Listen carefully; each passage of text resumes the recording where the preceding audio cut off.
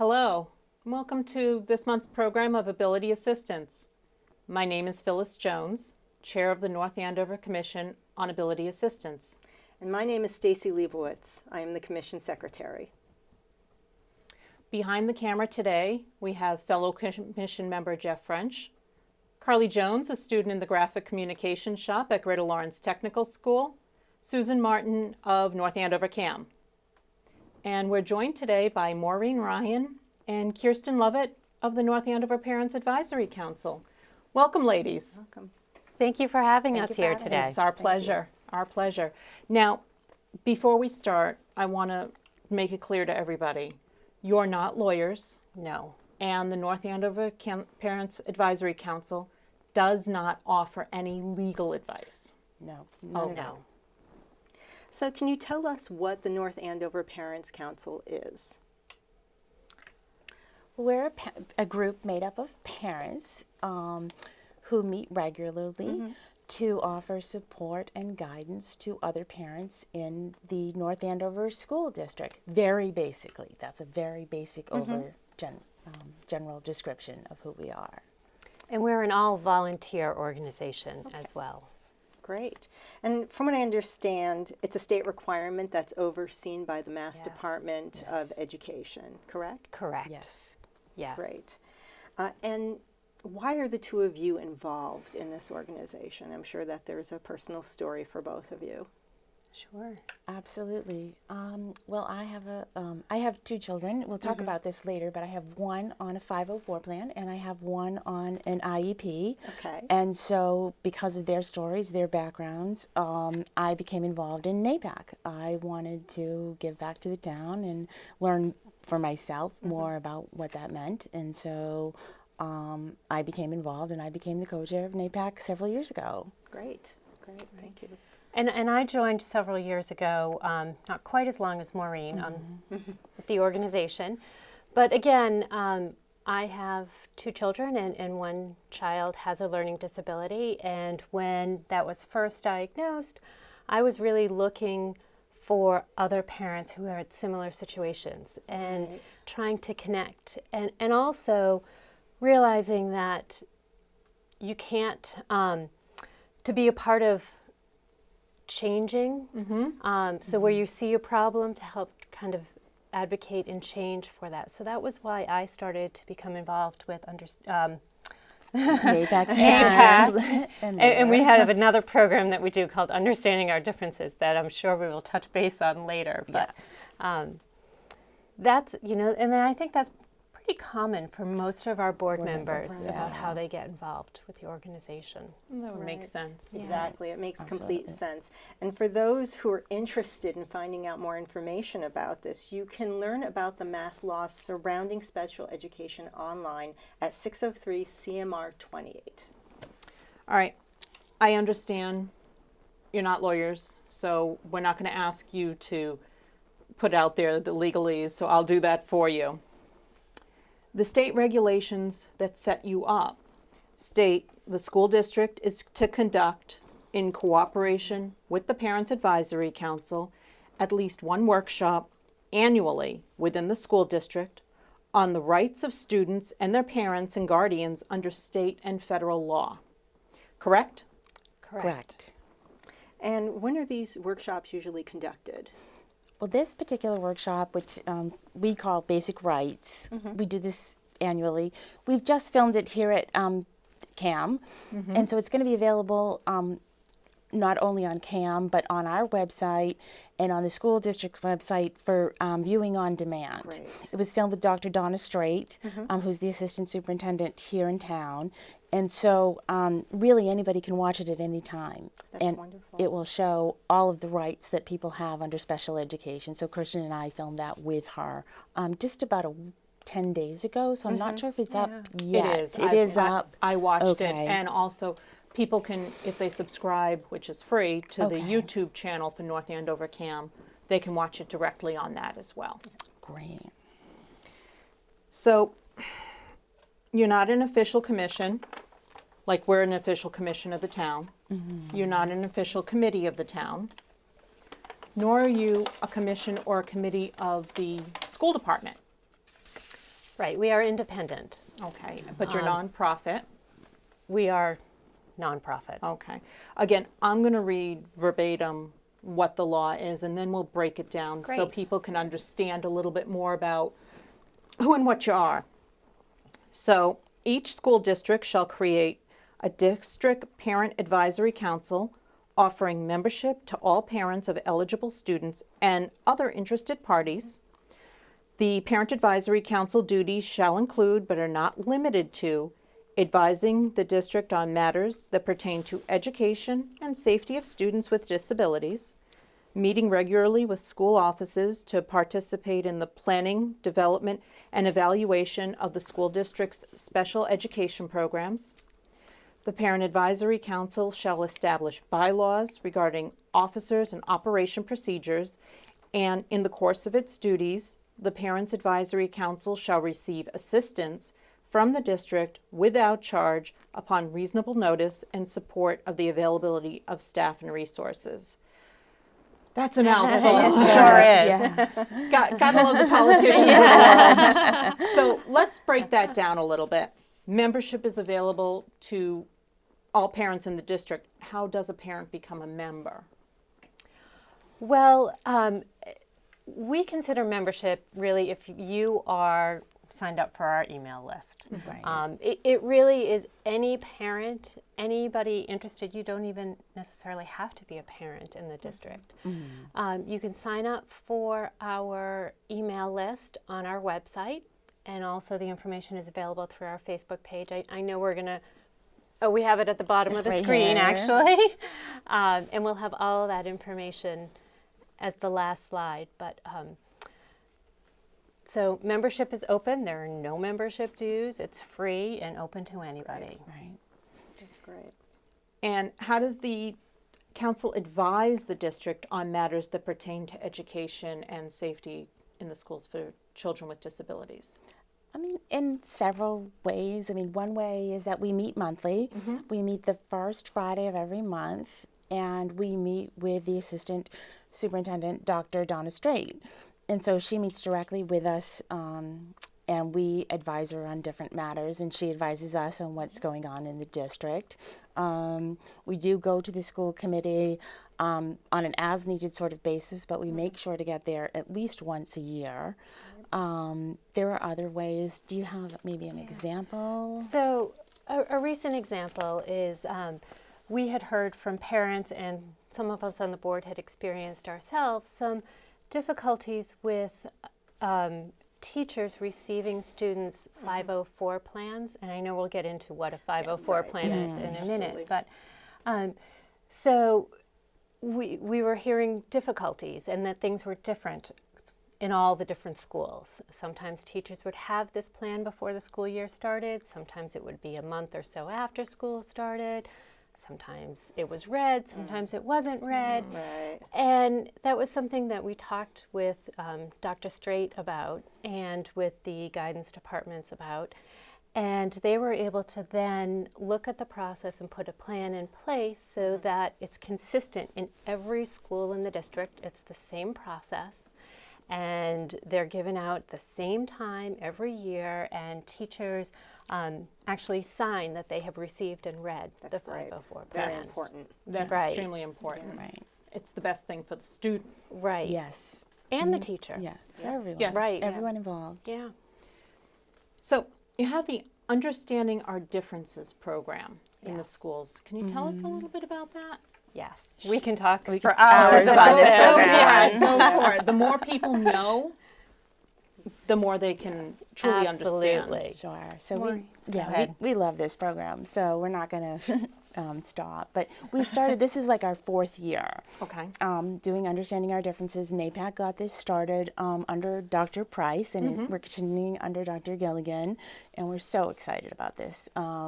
This is a program where we work with every 3rd, 4th, and 5th grader in the district in all 5 elementary schools, and we teach them about disabilities.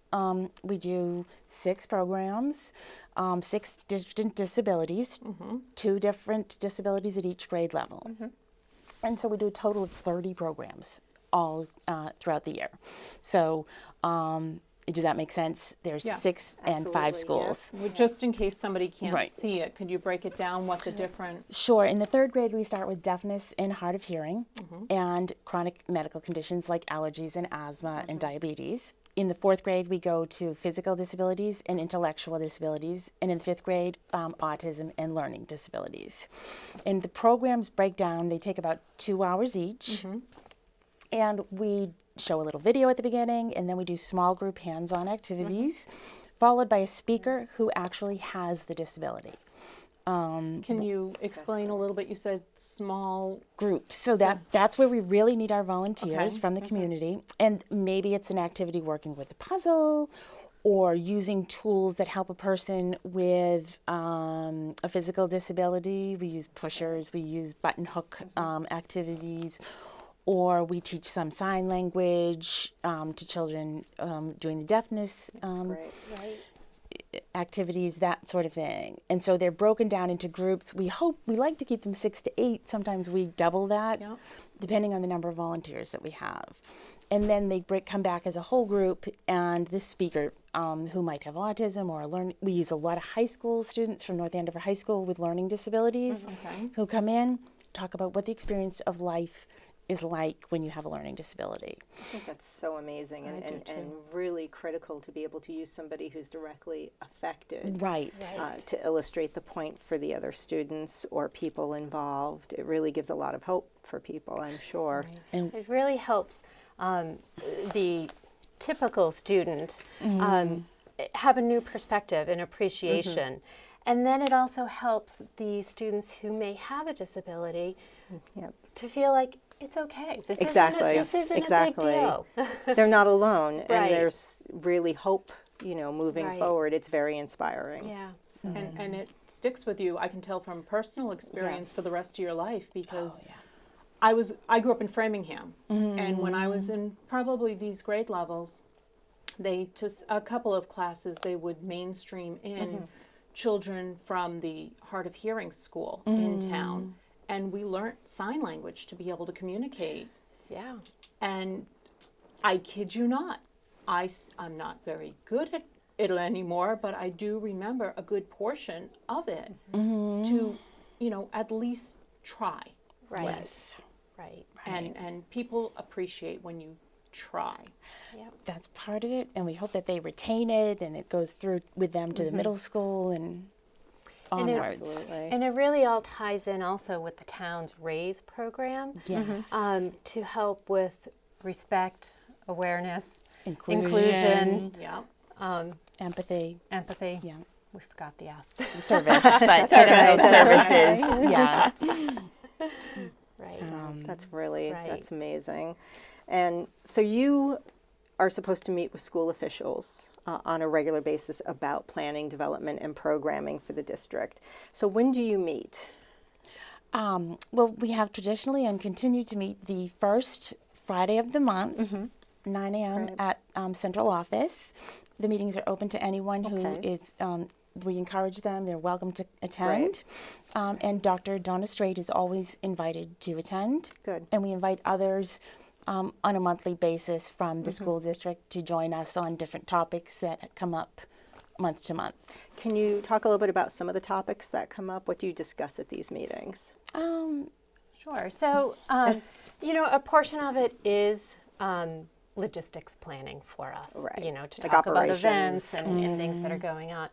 But, I'm sure we haven't set the agenda for the first meeting yet, but I'm sure at the beginning of the year it's going to be a lot of focus on what's new in special education. Yes. Right. And very often we will bring in some of the new either department heads for special education or members of the special education department will come in and just tell us kind of what's going on and what's new and introduce themselves. And so those are some of the big things that we'll do at the beginning of the year. Last year, I think we met with Sandy O'Connor, who a lot of people don't know. She's the out-of-district coordinator.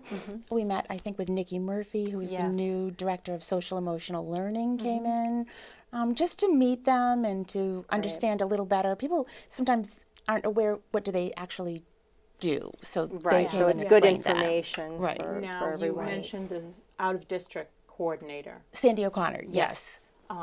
For those people who don't really understand a lot about the special education requirements here in Massachusetts, can you go into a little bit of what it means to be out-of-district?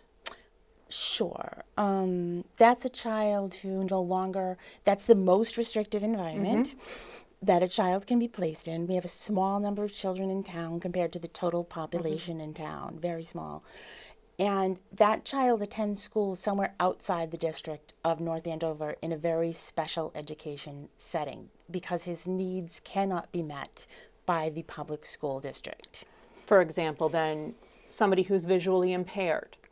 And that's, not necessarily. Not Sometimes always. it can be met in Not always, district. but if you've got a child who can't, if North Andover can't meet what's going on for that particular child, Right. depending upon the level of visual impairment, then that would then be a child that would be sent probably out of district to a school that has those capabilities. Something like that. That's an Yes. example. It's a Yes. very complicated, complex child that tends to go out. They tend Right. to have very special needs. Yes. Very complicated. Yes, it's not just any child on an IEP or any Oh, my child on a goodness, 504. no. It's Has to be very specialized, Yes. yeah. Yeah, we used to look at numbers, and this number is something in the 60 to 80 children in the district range versus the 1,000 or something that are on IEPs, something like that. It's a very Small Number, I would imagine, yes.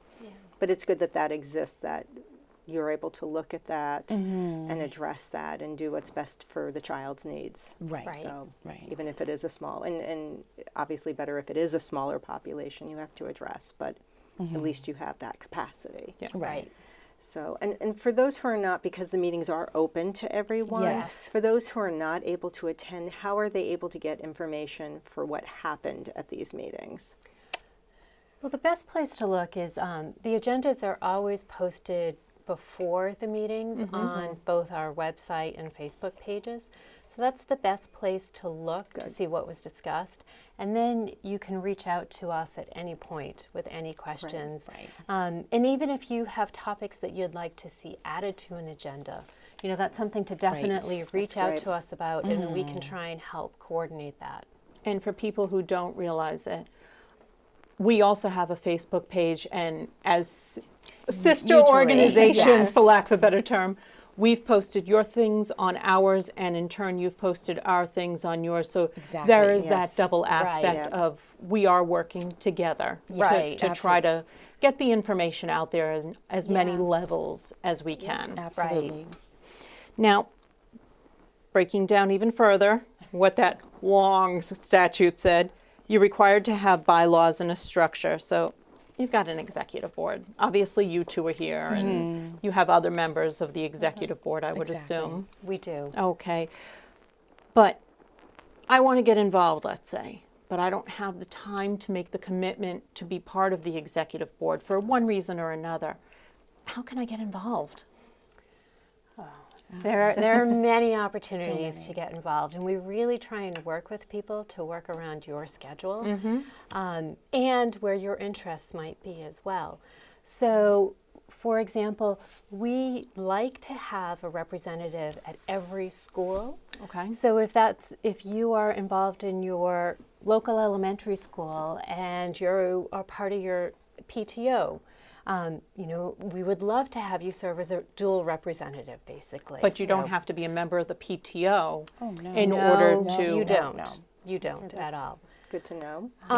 There are many different roles. There are roles from helping with an event that we might have, or coordinating the Facebook page and putting information out Techie there. people. Exactly. That Yes. can't want to stay, can't So come people to with meetings. all yeah. sorts Yeah. of skills can help out. Absolutely. Even if you have just, an hour or two coming to and understanding our differences, if you want to work with your child or children, up to, being on the board, which is more work. We have Right. many, many roles, and they can contact us by email or through Facebook, and we'll get back to them and talk about what they'd be interested in.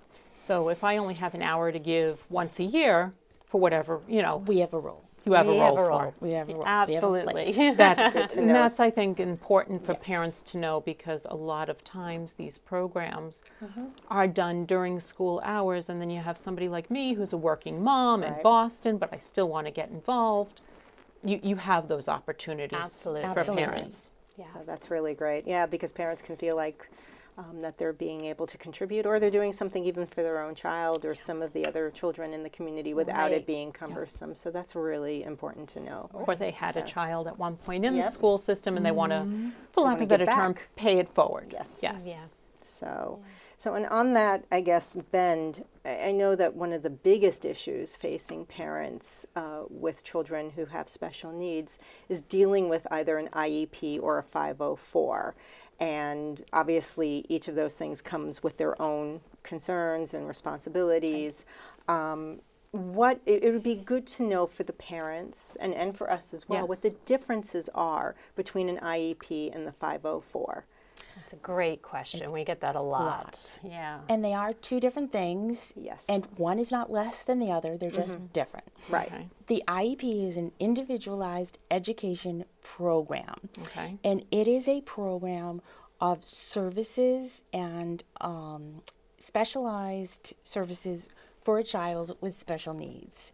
And so it will be a document generally that will detail special education and other services like occupational or physical therapy or speech therapy that a child will receive generally during school to support his special needs. And so generally the child gets the services during the school day, but it can be outside, it can be extended school year services. So, but the general gist is that it's services. It's Now- generally, Kids aren't just placed on an IEP. no, How do I generally. exactly? How do I, if I'm concerned that my child might need to be on an IEP, how do I get that process started?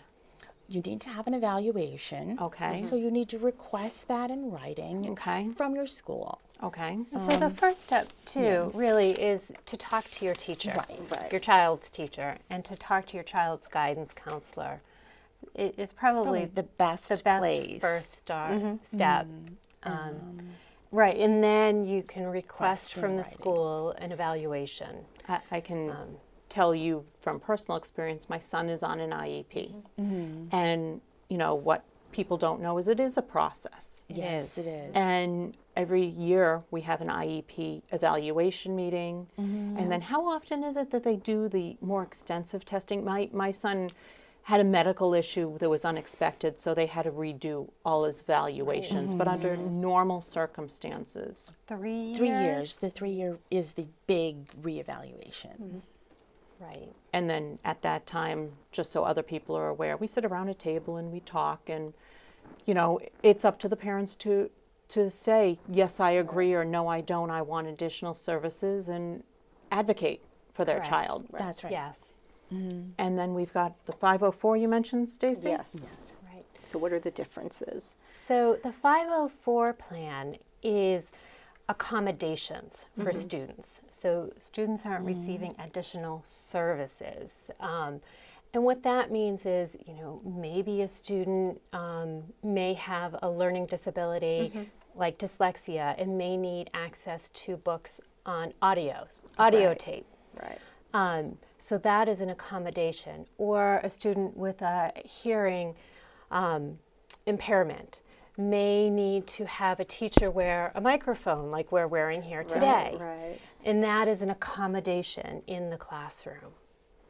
Now, I know a lot of parents get nervous. They start on the IEP in elementary school, and by the time they get to middle school, they want to move the child to a 504 plan. Where can we find information on the differences, what happens? You know, obviously, like we said at the beginning, you're not lawyers, you're Right, not right. advocate, you know, you're not school advocates one way or the other. Where can a parent get more educated about this? Our website is a good place. resource. And you can check the school website, the Department of Education website. Those are all some good resources. Yeah, the Federation for Children with Special Needs. It's a great nonprofit. Yes. Yes. Mhm. And you have links to pretty much all of these on your webpage. Right. We do. And this would be a nice time to plug you. If you don't have them, you know, technology, anybody who's interested in technology can update that and help up that Exactly. Right. website. Exactly. Right. Exactly. Exactly. That's right. That's Always right. looking for volunteers. Techies behind the scene, love them. Always a good thing. Now, you're also required to have a support group or support groups. How many do you have?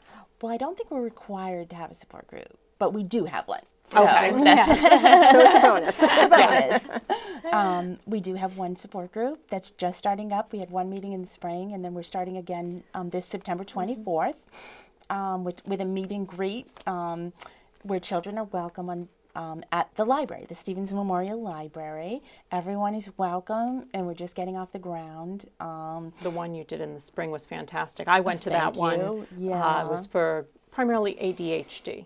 Yeah, but we're trying. It does have a little bit broader focus. Yep. There'll be a topic every month, and there'll be some networking at the end. And so you can check our website for the details on that month's topic.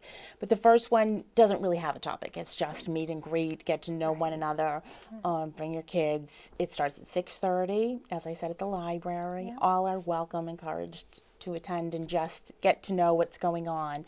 The second one in October, the third Monday of October, does have sort of a middle school focus, but all are welcome if they would like to come. Now, if I have a child with, let's say, epilepsy or ADHD, Right. and you're not having a support group meeting on that, can I reach out to you to have you connect me with other parents who might have gone through the same sort of thing so that we can have our own little support group, you know, maybe a coffee talk as Absolutely. That is one of our biggest roles that Yes, we see. that we do.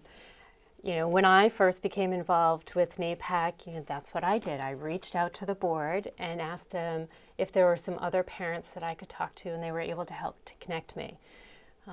which So is another yes. great volunteer opportunity because, again, for parents who work who aren't able to necessarily go to these types of events, I can say, hey, I've had a child who's had these experiences. If you have a parent who has similar experiences and is just looking for some support and how to do things, you know, that's really the best way to describe what you're trying to accomplish with this. Right. Right. Absolutely. Absolutely. Well, I'd like to thank you ladies both for coming on board. Thank you so much. Thank This you has been for very having informative us. for our Yes, audience and for us. and us. Yes, that's half the thing. We like to.